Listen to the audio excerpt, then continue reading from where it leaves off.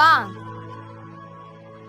என் friend invitation கொடுக்கும்போது என்ன சொல்லி கொடுத்தா? நம்ம எல்லாரும் ஃபேமிலியாக கல்யாணத்துக்கு வரணும், அதுவும் சீக்கிரம் வரணும்னு சொல்லி தானே கொடுத்தா. நீங்க இவ்வளோ லேட் பண்றீங்க, போங்கப்பா. சாரிடா செல்லுங்களா, வேலையில் கொஞ்சம் லேட் ஆயிடுச்சு. ஒரு 5 நிமிஷம் அப்பா ஃபேஸ் வாஷ் மட்டும் பண்ணிட்டு வந்துடுறேன்.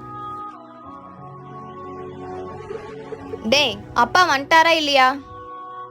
இல்ல இன்னும் வரல. சரி வா நம்ம கிளம்பலாம். பசங்களா, அப்பா ரெடி ஆயிட்டேன், கிளம்பலாமா?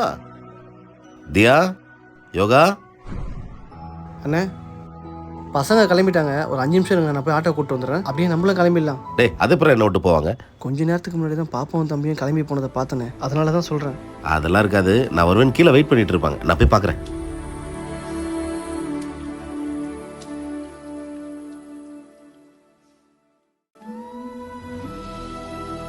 அண்ணே, இன்னும் நீங்கள் அவங்க சின்ன பசங்களான்னு நினச்சிட்டு இருக்கீங்களா? அவங்க வளர்ந்து பெரிய பசங்களாகிட்டாங்கண்ணே. இப்போல்லாம் அப்பா அங்கே கூட வந்தாலே அசிங்கமாக நினைக்கிறாங்கண்ணே. இப்போ இருக்கிற பசங்க எல்லாரும் அப்பா கையை பிடிச்சி நடக்கவே விரும்ப மாட்டுறாங்கண்ணே. நம்ம பசங்களும் அப்படி தான் நினச்சிட்டாங்களோ என்னவோ, அதான் விட்டு போயிட்டுருக்காங்க. நான் போய் ஆட்டோ கூட்டின்னு வந்துடுறேண்ணே. அப்பா,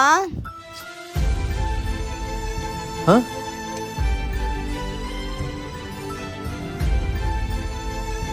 சாரிப்பா, மொய்க்கவர் வாங்க போயிருந்தோமா, அதான் லேட் ஆயிடுச்சு. பா என்னப்பா மூஞ்சி ஒரு மாதிரி வாடி போயிருக்கு? ஓ, ஒருவேளை நாங்கள் 2 பேரும் உங்களை விட்டு முன்னாடியே போயிட்டு நினச்சிட்டிங்களா? நாங்கள் மற்ற பசங்களை மாதிரியெல்லாம் இல்லைப்பா. உங்கள் பசங்க. நாங்கள் சின்ன வயசில் மட்டும் இல்லை, நாங்கள் 2 பேரும் இப்போவும் உங்கள் கை பிடிச்சி நடக்க மட்டும்தான் ஆசைப்படுவோம். எங்களோட செல்ல அப்பால நீங்க, உங்களை விட்டு நாங்க போவோமா? சித்தப்பா, ஏன் இன்னும் நின்றுருக்கீங்க? டைம் ஆச்சு, சீக்கிரம் ஆட்டோ பிடிச்சிட்டு வாங்க, கிளம்பலாம்.